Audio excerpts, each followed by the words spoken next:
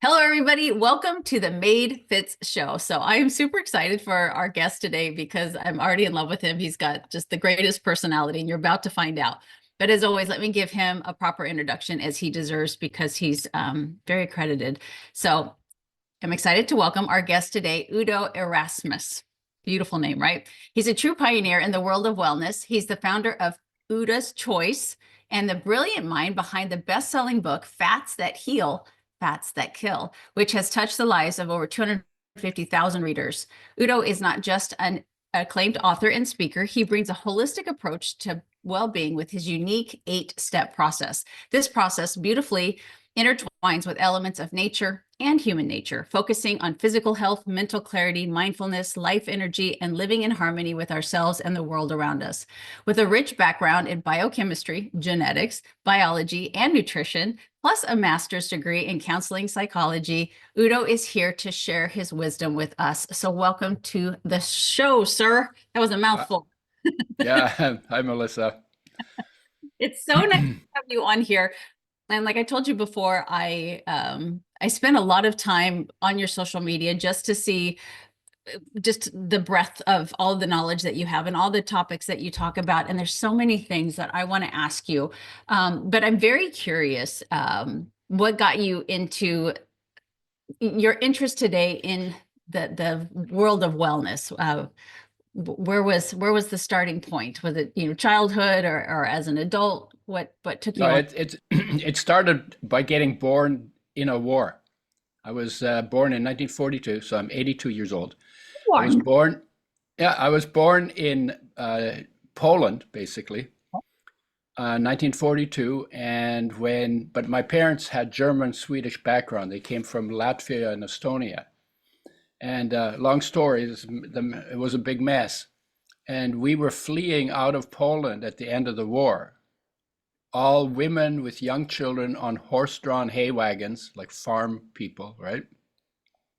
On dirt roads, no military presence, and the communists were chasing us in tanks and trucks. If they'd have caught us, I'd be talking to you from Siberia, right?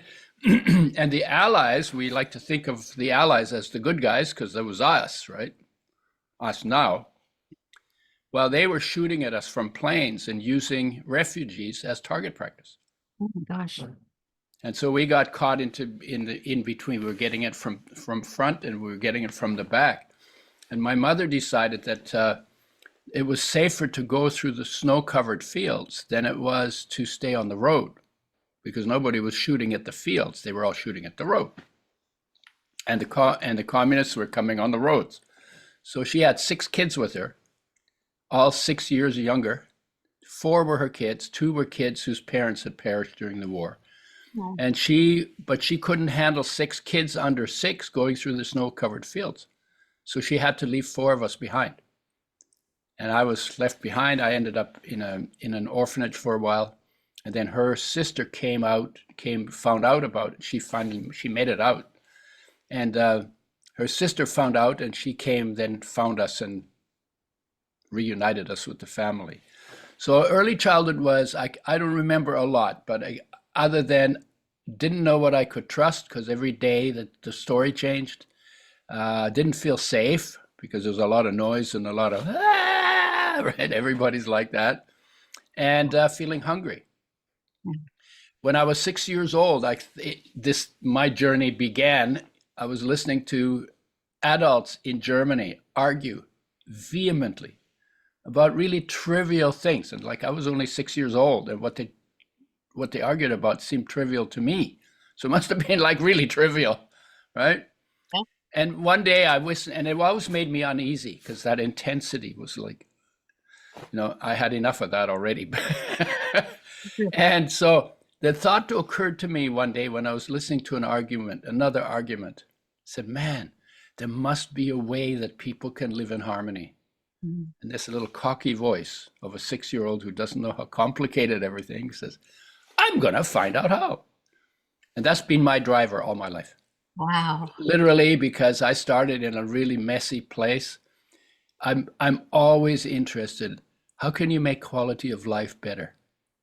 For anybody, for everybody, because the quality of life of people in India or wherever, I'm just picking one, affects the quality of our life too, or in China, or in wherever it is, right?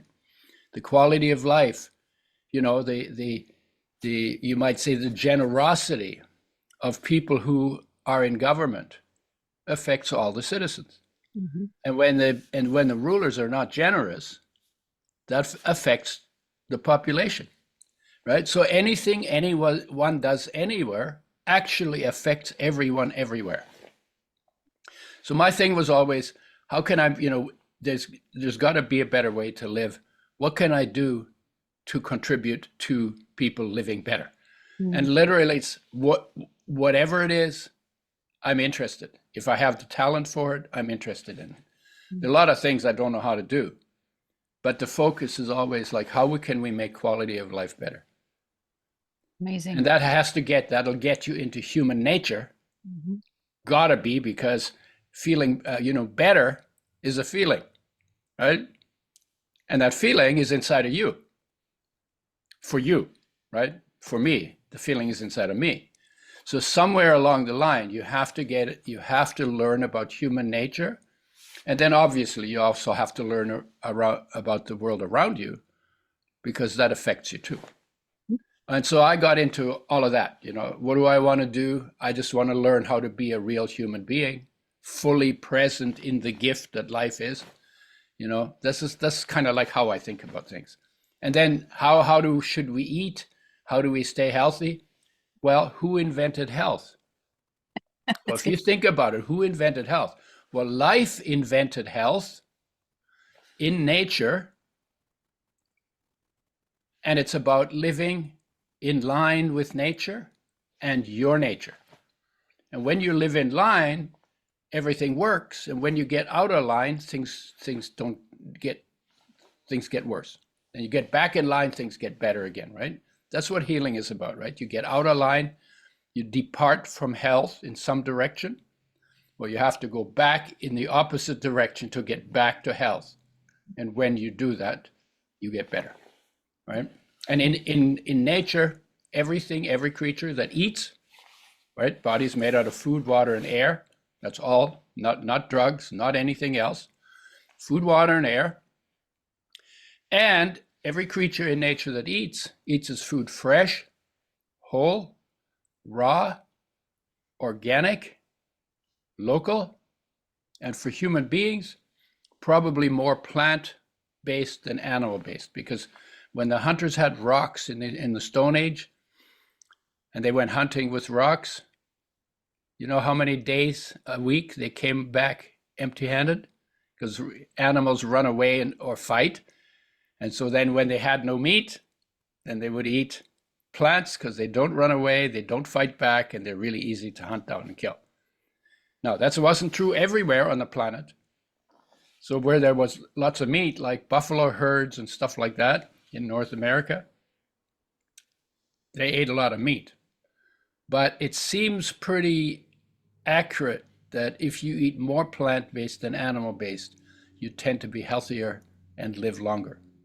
And in part, that's because of how we commercially grow our meat in feeding lots where they stand around in their own feces and urine and get nothing but corn.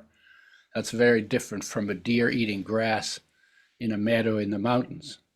And then a hunter, and some weeds and some herbs at times, right? And then getting that meat fresh and eating it fresh. So this is quite different. So commercialization of food has caused lots and lots and lots of health problems. If I would say there's one problem that causes most physical disorders, it's got to be processing. Processing that's not done with health in mind. Sometimes it's done with shelf life in mind, sometimes it's done with profit in mind, but it's usually processing is not done with health in mind. Right. Because if you're doing it with health in mind, you wouldn't process, you would be fresh or raw organic, right? Yeah. So I don't know. That's enough of a riff here. Well, that takes me to one of the many things that I got to hear you talk about that fascinate me, because I feel, and even, as a nutritionist, I sometimes am like, oh, I waver back and forth, because each side of the argument is compelling. but I loved how you explained this, and I think it would be so valuable to my audience when we talk about seed oils in particular, because Uh, you will there's the camp that they're toxic, and then there's the camp where they will show studies that they're actually, they can help lower, cholesterol and stuff. And so it's so hard for people to wrap their brain around whether or not seed oils should be in their diet. And the way that you explained it, I thought was beautiful, and it really truly made a lot of sense. So if you don't mind sharing your thoughts on that, and your okay. Yeah. expertise. Okay. So when I got poisoned by pesticides in 1980 from spraying them, I sprayed them carelessly. I was a pesticide sprayer. My marriage broke up. I wanted to kill something. So I took a job as a pesticide sprayer. That's what pesticides are for, killing things, right? Yes. And I was really careless because I was upset and, really kind of stupid. Thank I you. did that for 3 years carelessly. Mm. And then I got poisoned by the pesticides I sprayed, 1980. Went to the doctor, said, "What do you have for pesticide poisoning?" She said, "Nothing." Mhm.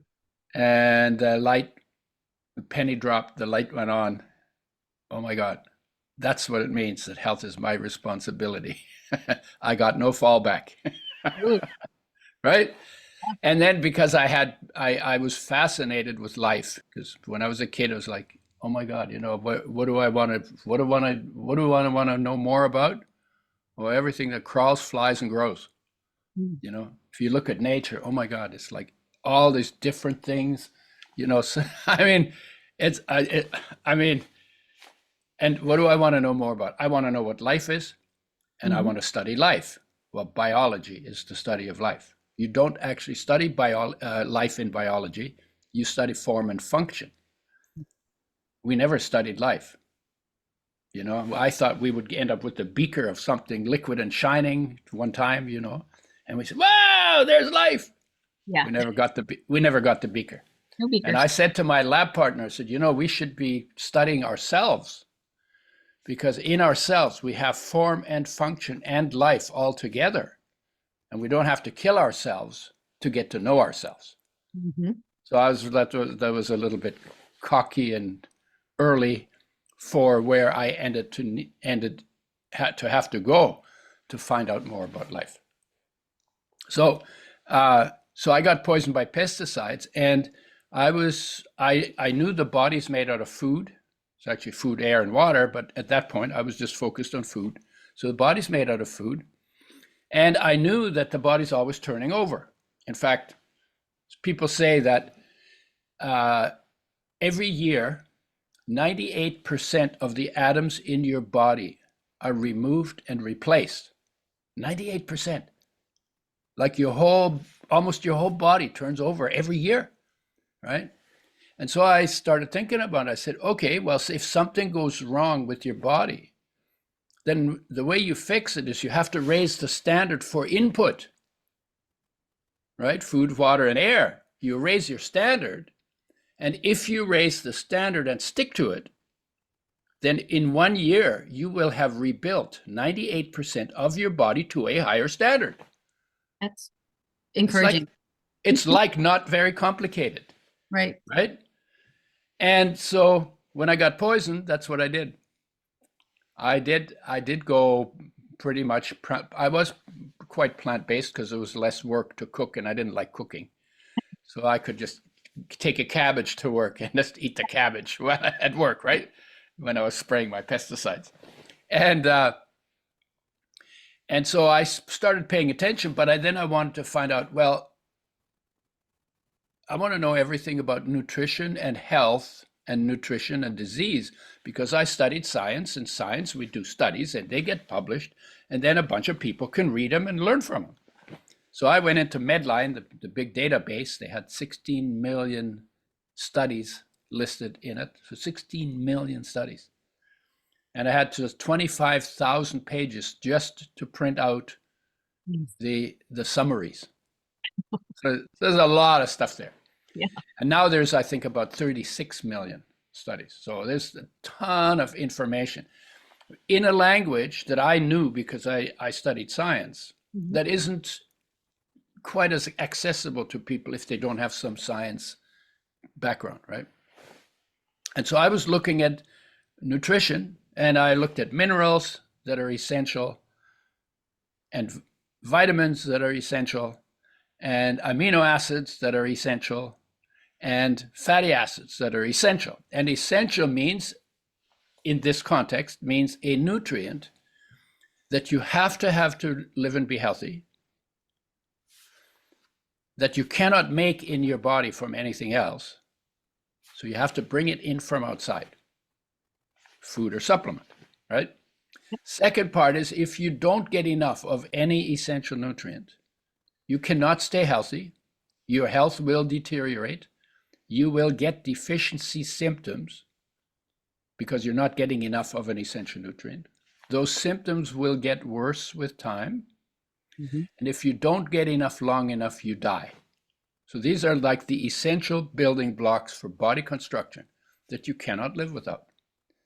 And then the third part of the definition is, if you're going down because you're not getting enough of an essential nutrient, but before you die, because death by definition is not reversible, before you die, you bring enough of that nutrient that's too low into your body, then all the symptoms that come from not getting enough are reversed. Because life knows what to do, provided we take responsibility right here at our mouth to make sure all of the building blocks that life needs to make a body that works land in the body. Love that. Right? So that's the definition. And there's one more. You can't call it a nutrient essential until researchers have identified at least one biochemical reaction in your body that they're required to take part in, and without which that biochemical reaction cannot take place. So this is a very, very precise definition of essential. And because it is a precise definition, there's power in it. So I was looking at all of that. 18 minerals, 13 vitamins, 9 essential amino acids from proteins, and the 2 essential fatty acids from fats. Now, it turns out that the year after I got poisoned, the omega-3 essential fatty acid was first established as essential. Omega-6 was known to be essential by 1929. Omega-3, 1981. And I got excited. Then I found out omega-3 is super sensitive to damage by light, oxygen, heat. Omega-6 is also sensitive to damage by light, oxygen, and heat, but omega-3 is 5 times more sensitive. So it will deteriorate 5 times quicker. So it's a nightmare to work with because you have to take special care to protect it from light, oxygen, and heat. And I found out that 99% of the population does not get enough omega-3 for optimum health. And it's an essential nutrient. Nope. And a light went on in my head. Like, oh my God, if we could make oils with health in mind, which means you have to protect them from light, oxygen, and heat from the time they're enclosed in the seed, where their nature's packaging is pretty good. You know, they found flax seeds 5,000 years old in caves in Switzerland. And they took those seeds out and they planted them and they grew. Amazing. So nature's packaging is pretty good. Yeah. So from the time it's in nature's packaging, through the pressing and the filtering and the settling and the filling and whatever else you're going to do until that oil is in a brown glass bottle with a box around it, nitrogen flushed, and that's all to keep light, oxygen, and heat from damaging the oil, and it's in the fridge in the factory. So, and I thought, well, if we can make oils with health in mind, and we can bring back the missing omega-3s, oh my God, we could help almost everybody. You know, and I'm into helping everybody, right? Why is that? Because when you help people, it feels good here, right? It feels good in your chest when you help people. We're built like that, right? And when you hurt people, it doesn't feel good in your chest, right? And that's how you learn, oh, I maybe shouldn't have done that. Right, if you pay attention to yourself, right? So I said, oh my God, we could help almost everybody. And I got so stoked That was the drive. That was the driver for that project. I got so stoked. Oh my God. And we worked our butts off. We designed the machinery because it doesn't come custom made. So we had to create it. And then in 1988, I took a tour through the United States in a van without air conditioning in the hottest months. July, August, half of June, half of September. 101 days, 35 states, 85 cities, 17,000 miles by road, and we literally worked all day and then drove all night. I was sleeping on the floor of the van, between the steering wheel and the back. My driver had created a bunk for himself on the back. We had our clothes on a broomstick on the inside of the double doors of the van, and that's how we trucked around. And when we got really hot and sticky, we would walk into a Marriott hotel like we owned it, like very purposeful, so nobody would question why we were there. And we would go and take showers, wash our clothes in the showers, wring them out, then get back into the van and go. That was a 101-day tour. Wow. And talk to everybody who would listen of the amazing invention of making oils with health in mind, flax oil in particular. And I didn't have any business background, but we made these decisions because I was clear about the goal, right? And so we would make decisions in line with the goal. That's how you make decisions in anything, right? And we wouldn't do business with people who wouldn't take care of our good oil. Everybody got excited because we created a buzz, right? Because we were so excited. And then people would come and say, well, we want to carry your oil. And we'd have interviews with them. Okay, do you have refrigeration in your storage? If they said yes, I would pass him on to Reese, my partner, who would then see if he could make a deal with them. If they said no, my second question would be, are you willing to bring it in? And if they said yes, I would say, let us know when you have it, and it will continue the conversation. And if they said no, I said, this is a good time to end the interview, because we would not do business with people who were not willing to take care of the oil. And, so talk about setting high standards, right? And then it's a nightmare to work with, right? Because everything has to be done, everything has to be so tight. And then you have to, you can ship it refrigerated. If it goes for more than 2 weeks, if it's in transit, like when we send it to Europe or Asia, it's shipped refrigerated, just like ice cream and steaks, right? But nobody's ever wanted to do that with oils. And so in 2 years, flaxseed oil, which was the first oil we created, because it's really high in omega-3s. So there's the missing omega-3s. Flaxseed oil became the second highest selling oil in the natural foods industry, which is where we were active. So that's what we did. And then I became omega-6 deficient on flax oil because it has a lot of omega-3, but not enough omega-6. And using only flax oil as my source of fat in the diet, I became omega-6 deficient within about 3 or 4 months. I got dry eyes, skipped heartbeats, arthritis-like pain in finger joints, and thin papery skin. And those are classic omega-6 deficiency symptoms. And fixed them by eating sunflower seeds, which have a lot of omega-6, but no omega-3s.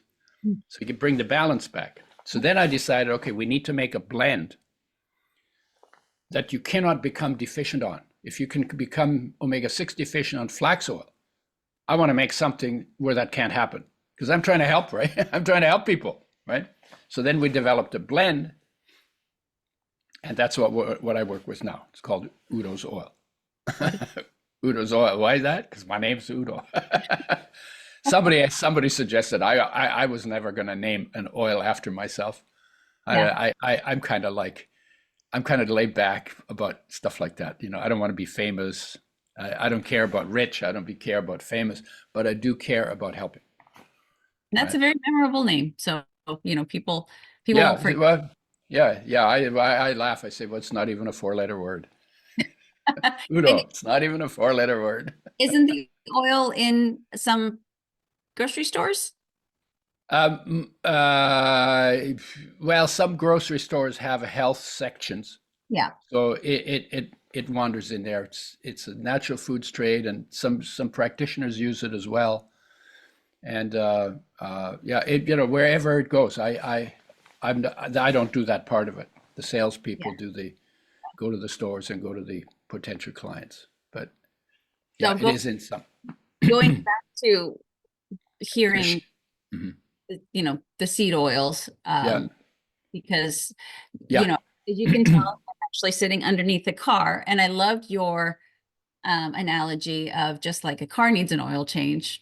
yeah. Your body needs an oil change, just like your car. Yeah, and so Dirty oil out, clean oil in. right, and kind of demystify the avoid seed oils at all costs, and Yeah, explain why you don't need to do that. You just need to be particular about the kind that you do choose. yeah. Let me talk about that. Why? Where did that come from? See, when I was doing my studies to try and figure out how to get healthy, the area that I got stuck in was the area of oils because they were so confusing. There was contradiction all the time, and not just one. The one that really got to me. I read a study says omega-6 is an essential nutrient, and I defined what that is. Got to have it, can't make it. Got to get it from outside. If you don't get enough long enough, you die. But if you bring it back before you die, everything is reversed. So omega-6 is an essential nutrient by that definition. And the very next study I got said omega-6 gives you cancer and kills you. And I'm going, what the hell is this? You know, wait, this is like they told us when I was a kid, it's like if you see God, Yeah. he kills you. Yeah. That's what they told us. Said, God loves you unconditionally. He makes the whole world for you, and he makes sure you wake up in the morning, and he makes sure your heart keeps beating and your breath keeps going in and out when you're sleeping. But if you look at him, he kills you. It's like, what? Right? So it was just like, what's going on here? I have to eat it so it can kill me? Right. And it's essential that I eat it so it can kill me? It's like, no, I must be missing something. So confusing. And that contradiction drove me nuts. Yes, because I was really into it. That's why it drove me nuts, right? But so I said, okay, there must be something missing. There is something missing that I'm not getting. And it was that contradiction that forced me to look deeper into how oils are made. When I found out how oils are made, they're treated with really harsh chemicals. Mhm. Then they're bleached with bleaching clays. Then they go rancid and smell bad. So now they have to be deodorized or destinkerized, I called it, right? And then you end up with an oil that's colorless, odorless, and tasteless. You can't tell where it came from because any flavor that any nut or seed has been taken out. And now you have a shelf life that's maybe 2 years. And they did all that just because they wanted long shelf life on oils because they wanted to be able to make it in Texas where you are and sell it in Vancouver where I am and in Tokyo and in Johannesburg and in Shanghai. Oh yeah, and in Berlin. So they literally, you want a global market. In order to make a global market for a nutrient that is by nature really sensitive to damage, you have to doctor it up somehow. So that's what they did by this processing. And I found out from their journals that when you do that, 0.5 to 1% of the molecules of the oil are damaged. Okay, so you're doing damage to the oil. So I called those guys, the American Oil Chemists Society. I said, I want to talk to a researcher.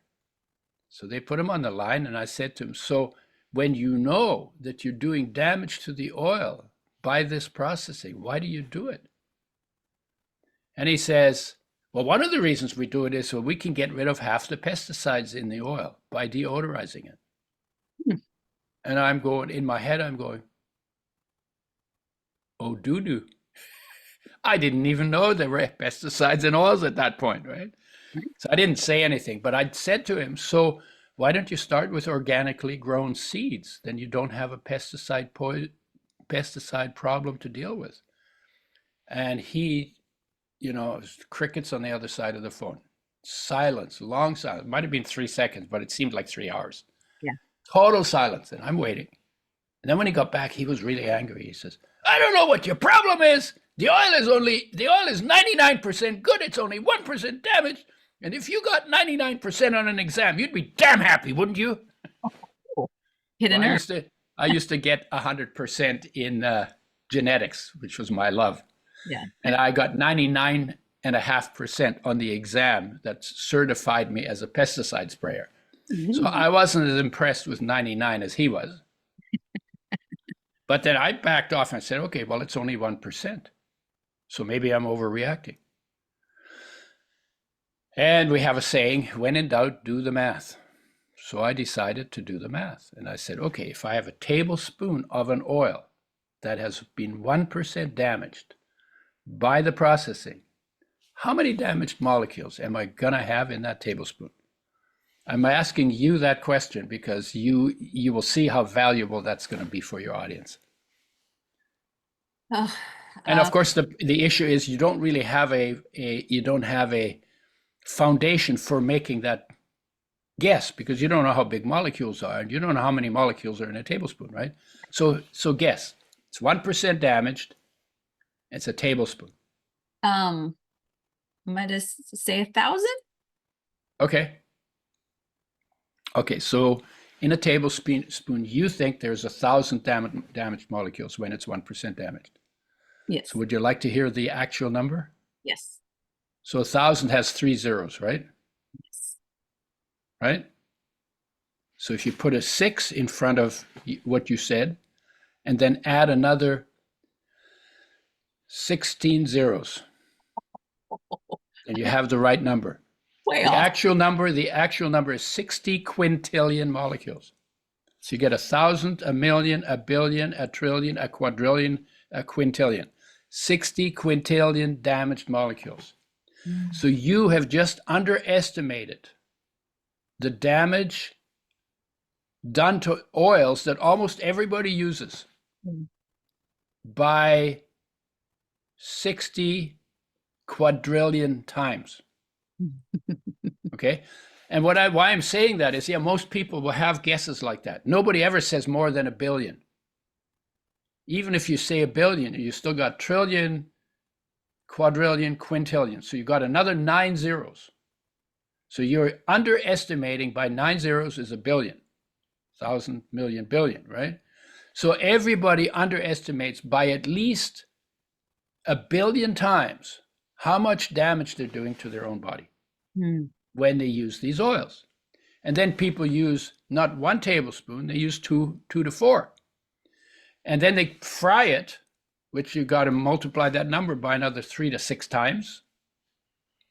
And there's plastic in the oil that doesn't belong in the body. And there's pesticides in the oil that doesn't belong in the body. And then you do that for 30 years.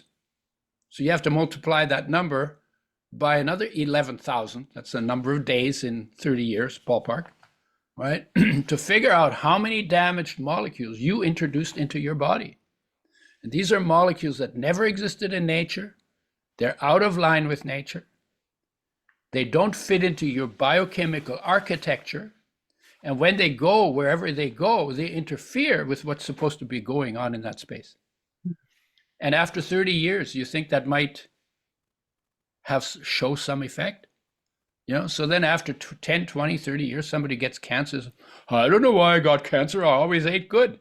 Yeah, except you didn't know this one little fact. And why I work with oils is because it's more health problems come from damaged oil than any part of nutrition. And more health benefits come from making the oil change your body needs from damaged oils to oils made with health in mind than any other part of nutrition. Sugar is not as bad as damaged oils. Now, now we figured that out 40 years ago. And every year since that time, there's been somebody with a book that demonizes cooking oils. Don't eat seed oils, don't eat omega-6s. Omega-6s are essential. If you don't get them, you die. If you don't get them long enough, you die. Okay? So these people who write these books, I've been doing this work for like almost 45 years. And I've been public, and I've done more than 3,000 media interviews. I've done more than 5,000 talks. I've done a ton of staff trainings, probably a couple thousand. So I haven't been hiding. I've been in 40 countries, okay? And always talking about this topic. Not one author of any of these books that demonize seed oils has ever talked to me. Isn't that interesting? Yep. You would think, this crazy guy who's saying, oh yeah, you can make oils with health in mind. You would at least want to have one conversation with him so you can write him off as a crackpot. You would think, right? Not one of them has ever. And people have written stuff about me that is completely wrong without ever talking to me. Just made it up in their head.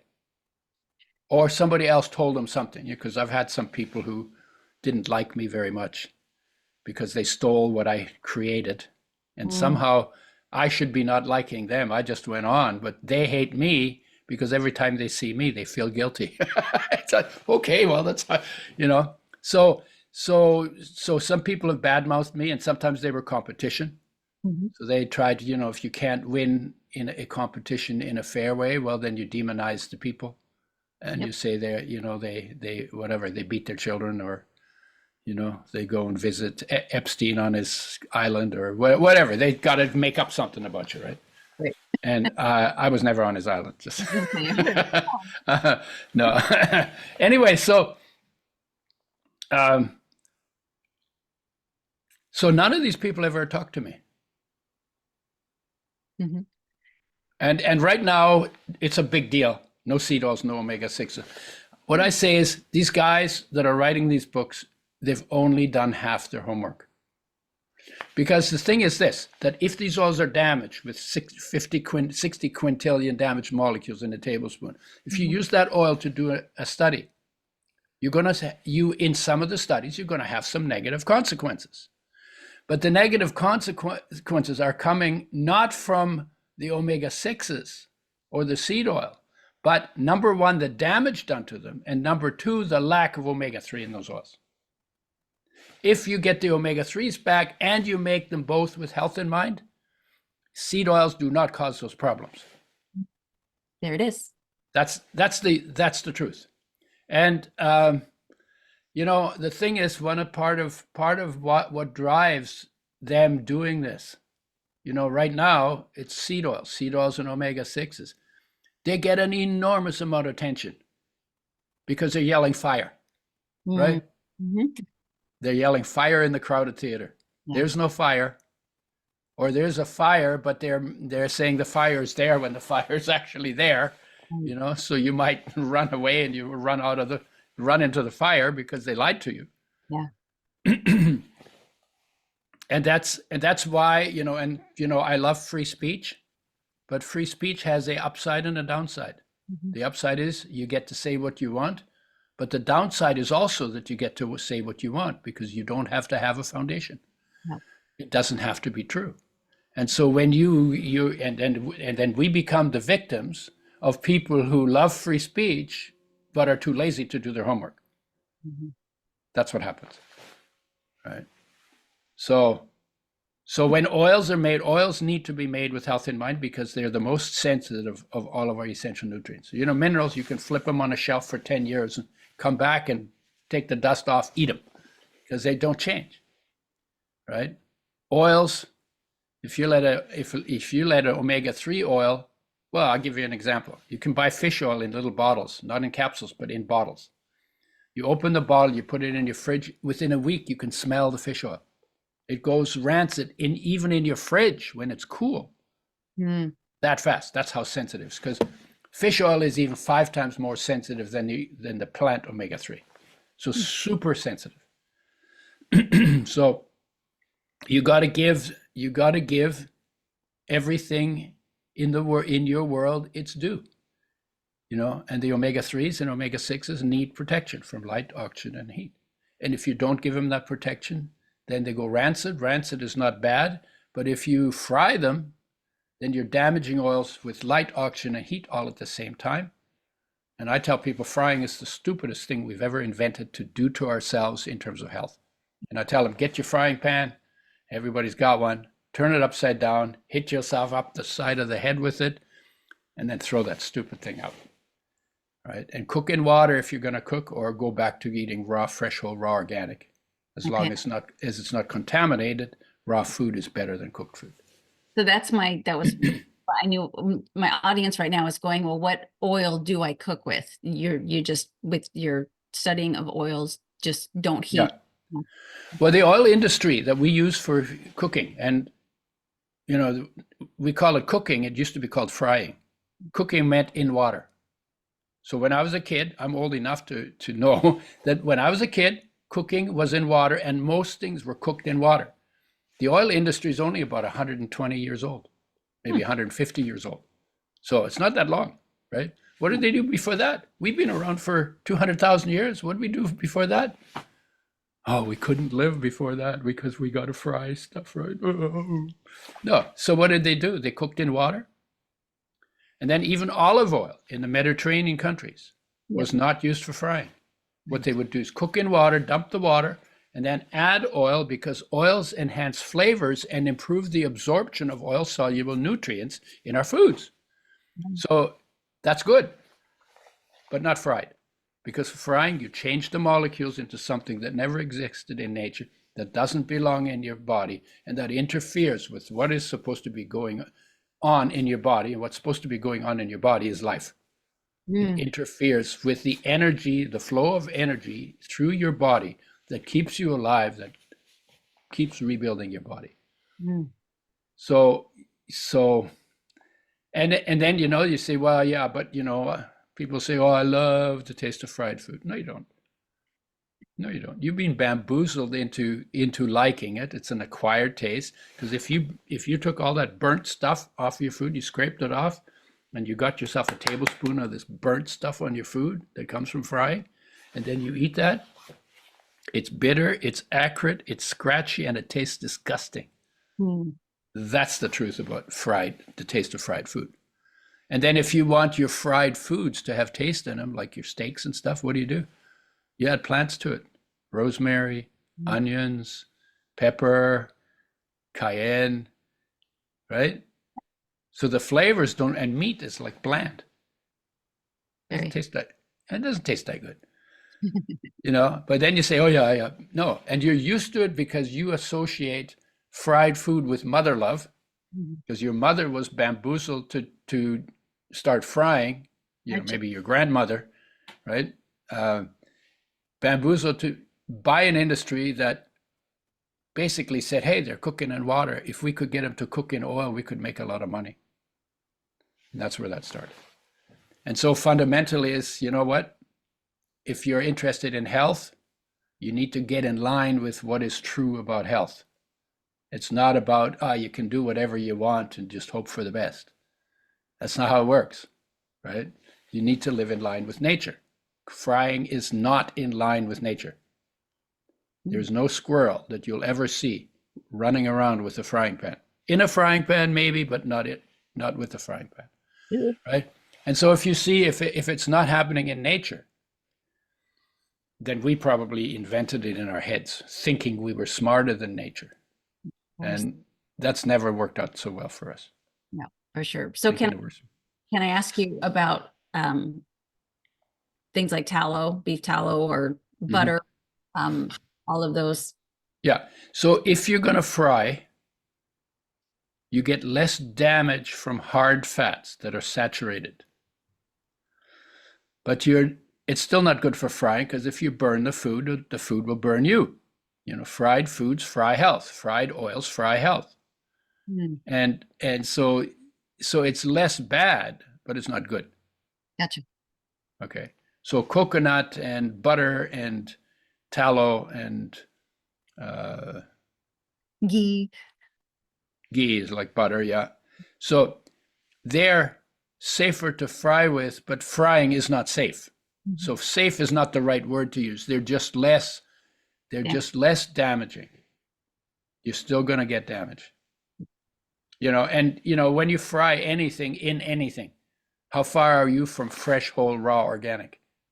Ooh, quite a ways, right? And if you want to be healthier than you are, you need to take steps in the direction from wherever you are, in the direction of fresh, whole, raw, organic.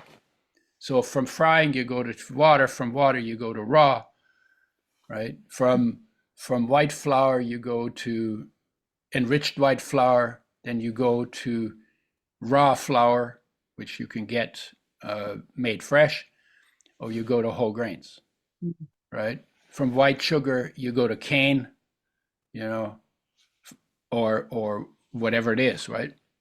Fruit, you know, because in fruit, the sugar comes with other stuff that protects you. And in white sugar, the protection has been taken out. And that, what has it done? It gave sugar long shelf life, but at the expense of your shelf life, right? So the sugar lasts longer and you die sooner. It's like, okay, now who's doing that? Why are they doing that? Well, because shelf life is good for business. So you don't have to deal with it. You don't have to give it the care. Hello, guys. Life takes care.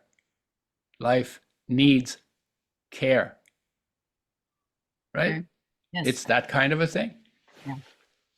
And it's not the life that takes care, it's the body that takes care, because life is energy and energy is indestructible. Mm-hmm.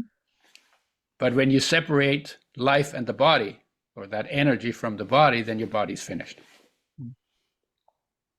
Which I find really blown away that you're 82 years old. I saw you jumping on the rebounder. And oh yeah, and by the way, I do eat seed oils. I do use seed oils and omega-6s. Yeah. But omega-6s need to be in the right ratio with omega-3s. Yes. The body can convert them into what fish oils contain. The fish oil industry always said it can't, but it can, because the omega-6s and omega-3s use the same enzymes in the body to get converted. And we have a lot of omega-6s, so that they get converted. We don't have the balancing omega-3s. When we get the balance between them right, then both of them will get converted to do their important functions in the body. So I mean, everything that's being said about oils is like, there's agendas. There's a lot of agendas. Well, I'm 50, and so I did grow up, in the 80s, 90s, and early 2000s in the low fat, no fat era, and I've always been a huge proponent for healthy fats in the diet. Once I got out of that and I learned better, I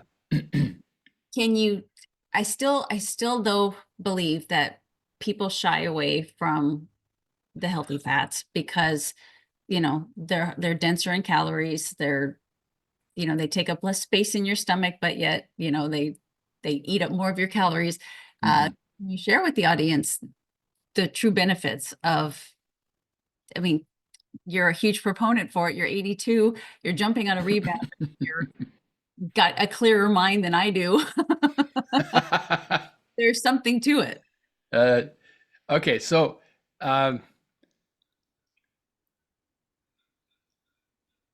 what we're going to do, because I had two answers in my head and now I forgot what the question was. The health of including. Oh yeah, no, you could say, "You crazy man, you never listen to me." I say that for my husband. And then he can blame me for it.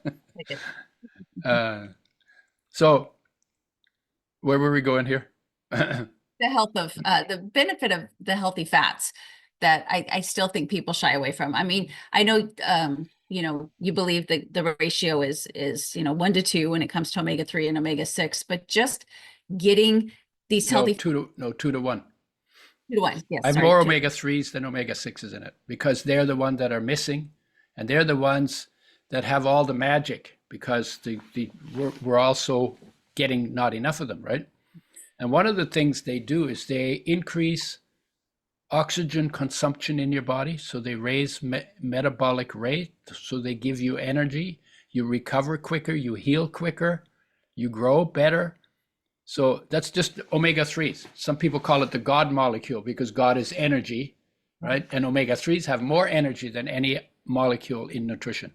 Wow. And we've worked with athletes where we got them to take a tablespoon per 50 pounds of body weight per day, mixed in food spread out over the course of the day of the oil blend, and then did their sport to exhaustion. And within 30 days of starting to do that, their performance to exhaustion went up by 40 to 60%. Oh. Yeah. This is not, and there are some professional athletes. We thought at one point we worked with the Dallas Cowboys. One of the trainers had talked to me and said, what we noticed when we give them our footballers, when we give them the oil, their injuries heal in a third to a half the time. And it was like, okay, well, Dallas Cowboy trainer, oh my God, this is how we're going to get a bottle in every fridge. That was always my goal. There should be a bottle in every fridge because we all use oils. They all should be oils made with health in mind. And then everybody's quality of life is going to go up. Cool deal. I'd be a hero and a saint. And, no, I don't care about that part, right? But if everybody's dead, probably people would treat me fairly well. I would guess. But so I thought, okay, well, oh my God, they're going to take us to heaven. They're going to do the marketing for us. They're going to talk about it. And you know what happened? Nobody talked about it. You know why they didn't talk about it? Because it's very competitive. And when somebody gets an edge, they don't want to let anybody know because they want to keep the edge as long as they can because it's so competitive. So we didn't get any help from them. They use it and they don't tell anybody. I just know some of the people who train them who have told me some of the people that use the oil. Amazing. But that's a long story. I don't want to get into the personal of it, but 40 to 60%. There's no training program that gets you that kind of benefit. And we're not even training, and we're not even pretending to be training, thinking in our head, shooting baskets. We're not doing any of that. We're just giving them the fuel that they need to be able to perform better. Wow. Yeah. They're important in brain function. When a woman gets pregnant, she has to feed two brains. That's One in fascinating. her head and one in her belly, right? So most 99% of women don't get enough omega-3s. So what happens? If the woman doesn't have enough omega-3s in her diet, the kid will take it from her brain. And that's because nature says, well, the kid's the future, mom's the past. If we have to sacrifice the past for the future, we'll do that. So the kid gets priority on the mother's brain fats, right?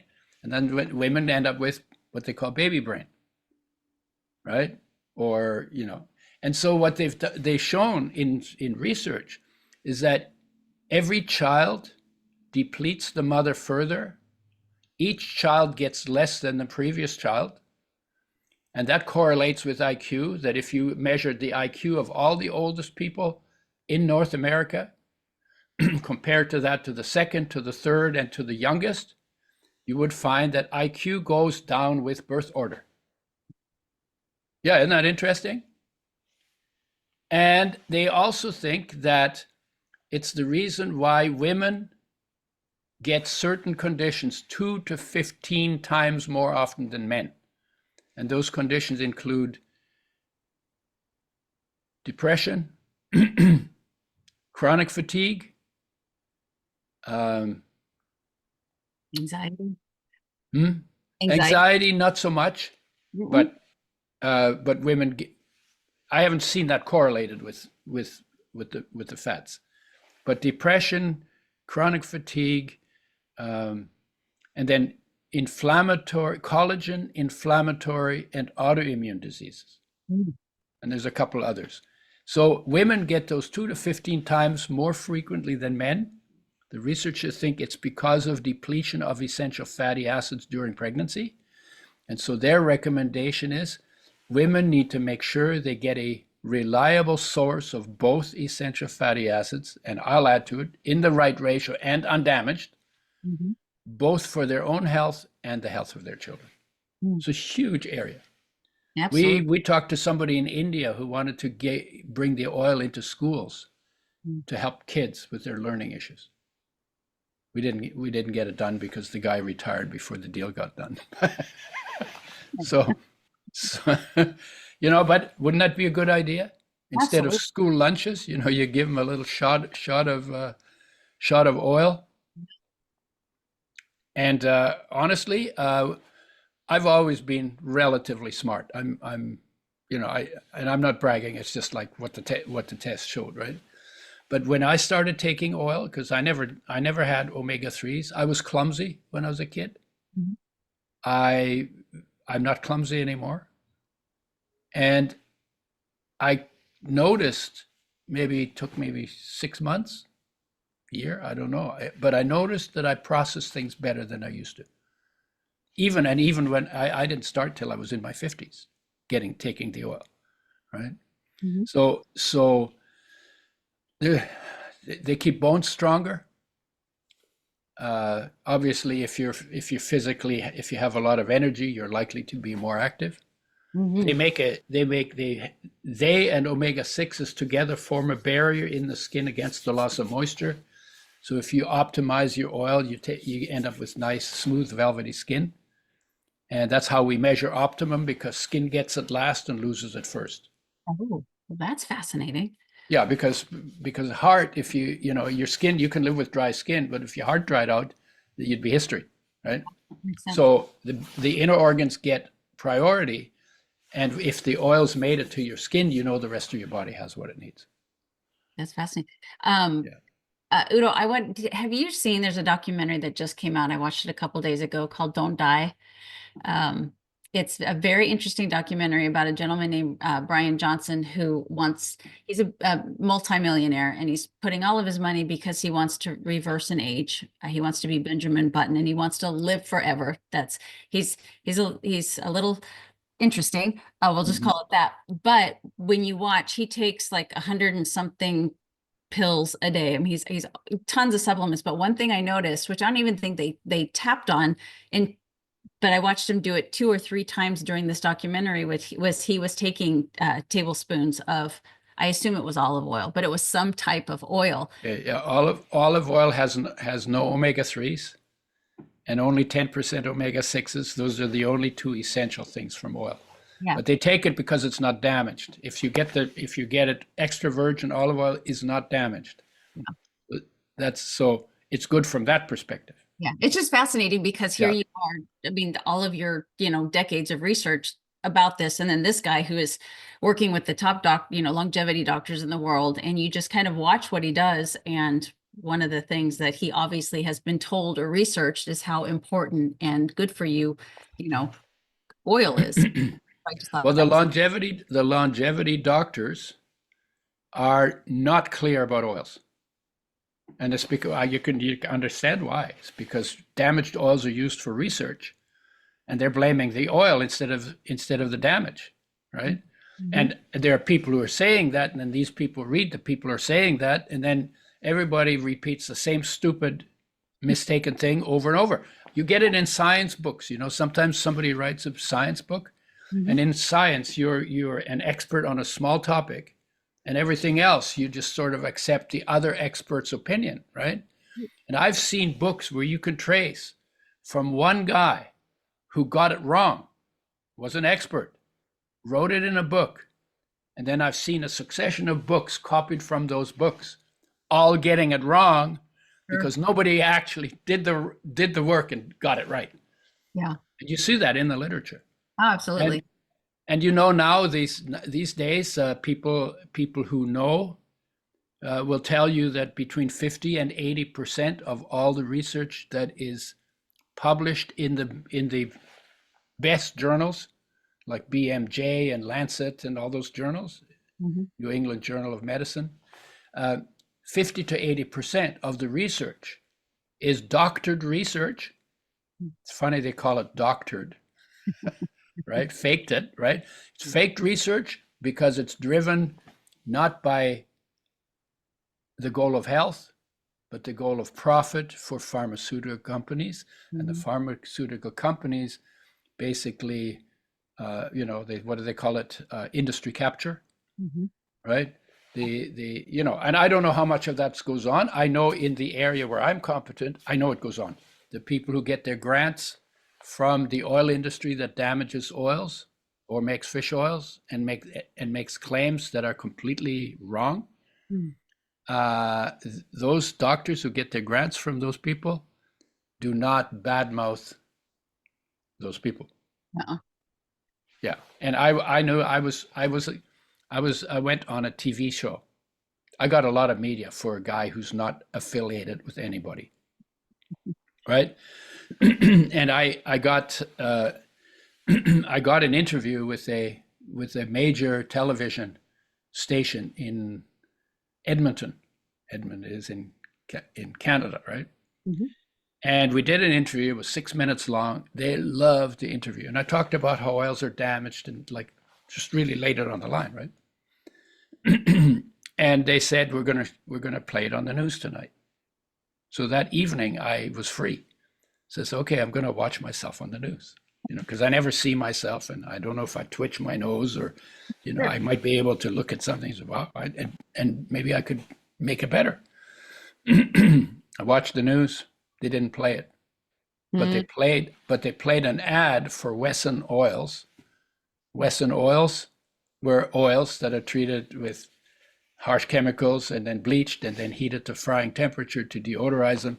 And they had an ad for it. Of course, Wesson pays for the ad, so they were making money on damaged oils, and they weren't going to tell the truth about oils because that was not in line with their sponsor advertiser. Yep. So I've seen that. I was on Fox News National once on TV, and the show, after they played it, it's the only time that this story about how many damaged molecules there are in oils ever made it into the mainstream news. Only once. And so then the oil industry came down on the show and said, that's not fair. You have to give us equal time. And they got equal time to try and tell their story. And Fox killed the show at the end of the season. So I have to take the blame for saying something on the show that killed the show. Took it down. Right? Yeah. So it's yeah, it's an interesting world we live in. Oh, very. Gotta say. I have one more question for you. And we have not talked about intermittent fasting at all. We have not. We need to do another show. We can, yeah, we can hit on that afterwards. Yeah, and then we'll talk about total health and human nature. That'd be cool. I would love to.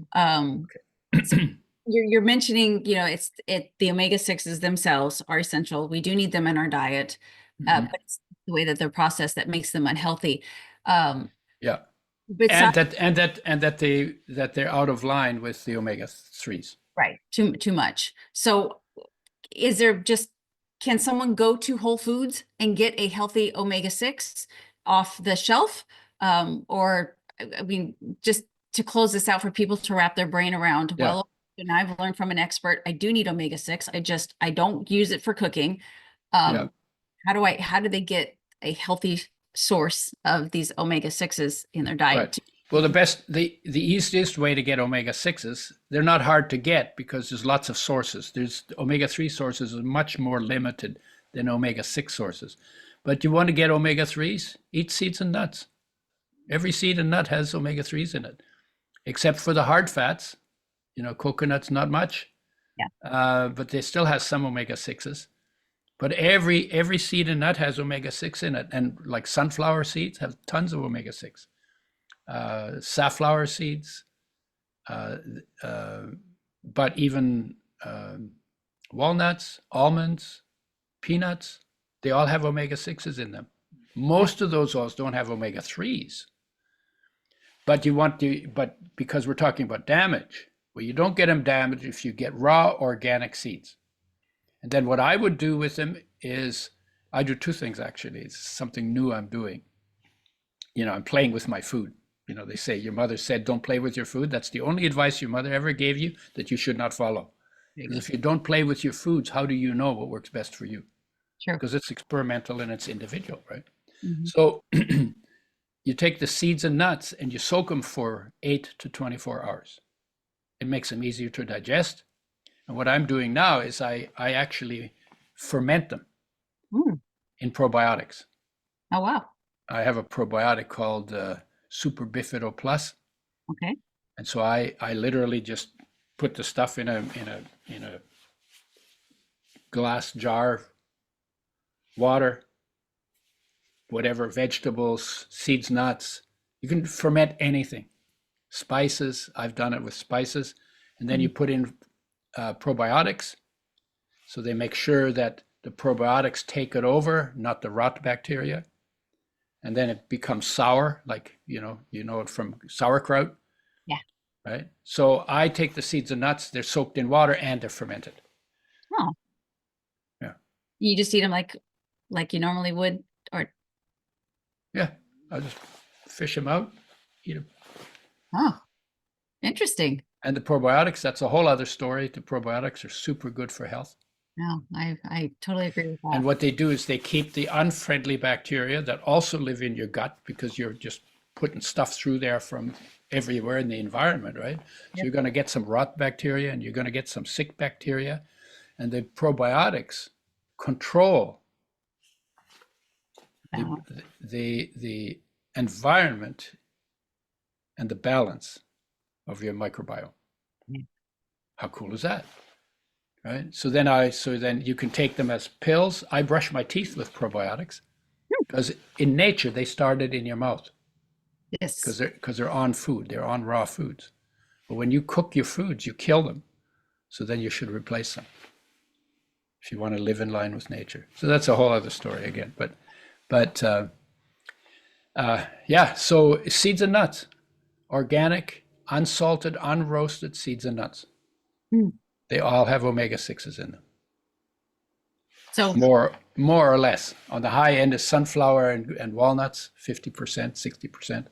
And on the low end is almonds at probably 24% and peanuts at 20%, something like that. okay. So Sesame seeds, 40%. Summing it up, when you're thinking of omega-6s, it's not finding an oil or using an oil to get those omega-6s. It's more finding them in the food, in the seed. That and there's so many of sources for omega-6s that you don't need don't need them that way. Gotcha. You don't need them as an oil. Okay. If you're not frying, why would you need them? Okay. And it's always better to go to whole foods if you can get enough. The big issue with omega-3s is there are few sources. Yeah. And I can't get enough from just eating seeds to get my skin soft and velvety. So I eat the seeds and nuts, but I also take the oil. Gotcha. And in winter, you need more than in summer. You know, now it's cold in Texas. Probably lots of people notice their skin gets dry when the weather gets cold, right? In summer, I use 2 or 3 tablespoons of oil. In winter, I use about 4. Oh, wow. Always mixed in food, spread out over the course of the day. Okay. I'm going to start doing that. And oils suppress appetite, so they're not going to make you fat if you're getting good oils. But you might have to lower your starches because most overweight comes from carbs, not from fats. I love that. Well, Dr. Udo, I could sit here and talk to you for hours. I've already taken time. Your wealth of knowledge, like I knew you would be, and I appreciate you sharing the story of, number one, your fascinating story of how you came into this. You mentioned that you were poisoned by pesticides. I'm an Agent Orange baby myself, and so I know all about the the damaging effects of pesticides. Yeah. But they're oil soluble. They're oil soluble, and you can sweat them out. If you take good oils, you can sweat them out. They'll come out of your body in the oil part of your sweat. That's amazing. And the studies have been done to show that. Yeah, Agent Orange, Vietnam veterans, Agent Orange. I've always been a fan of oil, and now you just convinced me that I've been right all along, and I'm going to continue to tout what a healthy part of your diet that they need to Yeah, be. And you just got to yeah, pick the right kind, which yeah. I'm like I said in the beginning, the way that you explain that makes so much sense because God made omega-6. So why would it be bad for you? It's not what God did, it's what we It's did. it's what we did to God, not what God did to us. Yeah, Yeah. So yeah, I absolutely would love to have you on the show again, if you will be on, and we can just talk about other topics, if yeah. that's Let's do it. I Yeah, would. I'm old enough to do big picture. All right. Well, I will let you go. I All appreciate right. you so much, and we will be in touch. And my beautiful audience, as I always say, I hope you wake up feeling prepared, go to bed feeling proud, go get your oil, and have a great day. Yes, and tell Melissa, tell your crazy husband how lucky is he is to have you, Oh, because well, you're thank you. I will because put you're that. because you're awesome. Thank you. I You appreciate can that. you can play him this. Will. I will too. All right. Be well. Recording stop.